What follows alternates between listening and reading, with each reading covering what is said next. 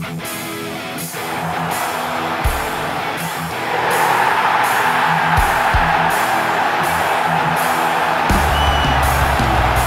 sit just 4 points behind. Hai Gunners, dimanapun kalian berada, semoga sehat terus. Jumpa lagi dengan Gunner Space yang akan menyajikan beragam informasi Arsenal untuk kalian. Jadi jangan skip videonya, dan inilah informasi selengkapnya.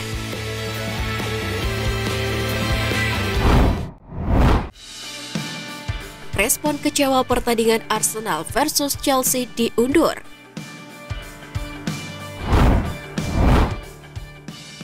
Pertandingan Liga Premier Arsenal dan Chelsea dijadwalkan ulang karena masalah kurangnya sumber daya polisi metropolitan menjelang penobatan Raja Charles III. Laga yang dijadwalkan pada Sabtu 29 April mundur menjadi Selasa malam 2 Mei. The Gunners mengungkapkan kekecewaan mereka atas perubahan jadwal tersebut dan mengklaim kerugian yang dialami oleh para supporter mereka dalam sebuah pernyataan resmi di situs klub. Arsenal Supporter Trust dan Chelsea Supporter Trust telah mengeluarkan pernyataan bersama yang mengkritik keputusan untuk memindahkan jadwal pertandingan.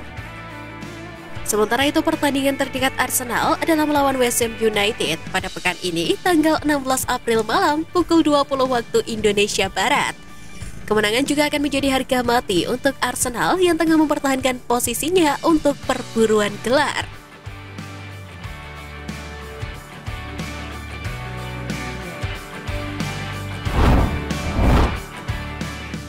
Bermain di satu liga bisa jadi keuntungan Arsenal dalam perburuan gelar.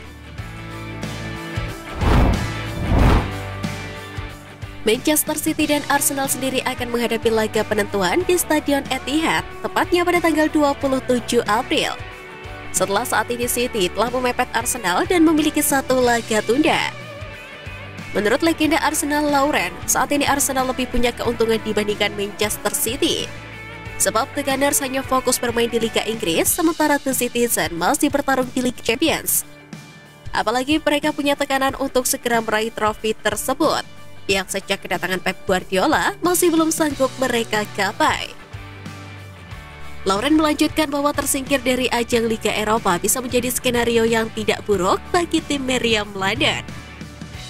Pasalnya The Gunners diisi oleh para pemain muda yang belum berpengalaman untuk bermain tiap 3 atau 4 hari sekali. Jadi dengan hanya bermain seminggu sekali itu akan banyak membantu persiapan mereka.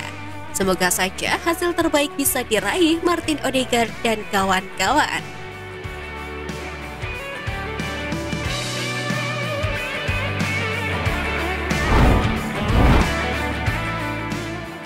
Update kondisi cedera Eddie Nketiah dan William Saliba.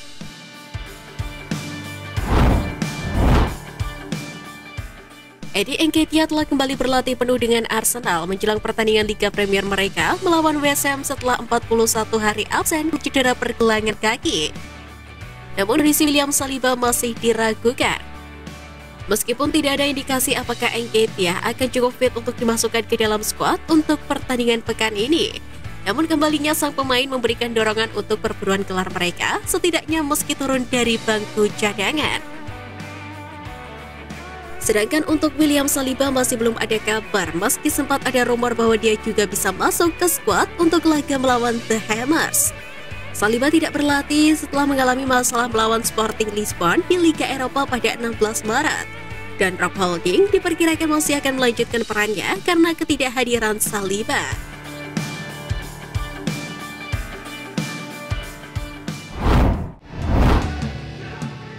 Moncernya Balogun tak diimbangi tempat di skuad Arteta. Teka-teki masa depan Folarin Balogun telah membuat Arsenal menjadi dilema karena masa peminjaman sang wonderkid di Stade de Reims akan usai.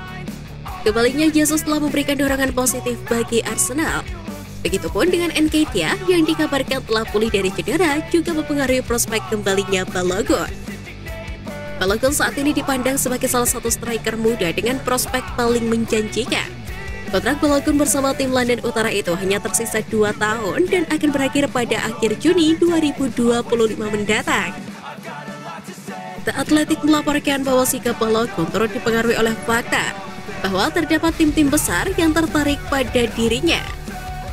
Diketahui klub-klub top seperti AC Milan, Inter Milan, Marseille, AS Monaco, hingga RB Leipzig dikabarkan akan memantau situasi sang striker muda itu. Itu berarti Arsenal harus segera memutuskan langkah tepat atas masa depan Balogun.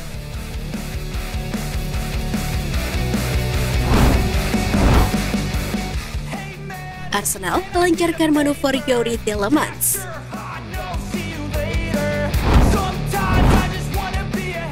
Arsenal nampaknya benar-benar serius mendambakan jasa Youri Tielemans di musim panas nanti.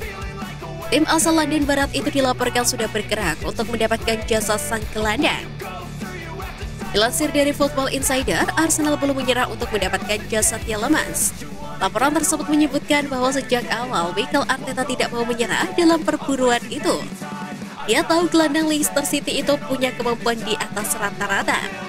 Dia yakin sang gelandang bakal memberikan dampak yang besar bagi lini tengah Arsenal di musim depan. Perwakilan Arsenal dilaporkan sudah menghubungi kembali agen Tielemans. Proses ini dikabarkan berjalan cukup lancar. Alhasil, Arsenal percaya diri sang gelandang bakal menjadi bagian dari tim mereka di musim panas nanti. Dari laporan yang sama mengklaim bahwa kans Arsenal untuk menggait Tielemans meningkat berkali-kali lipat di musim panas nanti.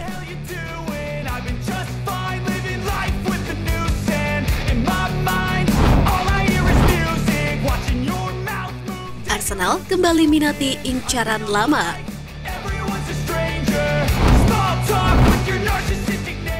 Foot Mercato melaporkan rumor jika Arsenal kembali meminati pemain yang diincarnya pada tahun 2019 lalu.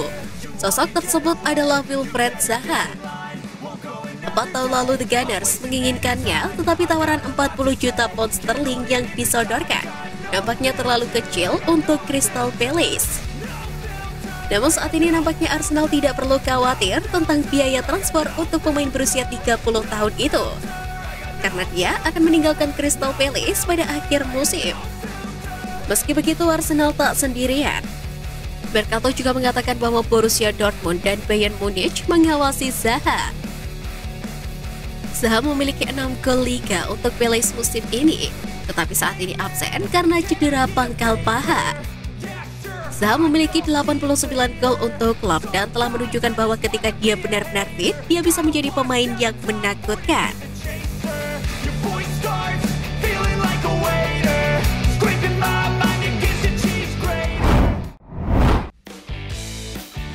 Nah, itu tadi berita menarik dari klub kesayangan kita. Simak terus berita update lainnya dari Gunners Space. See you Gunners!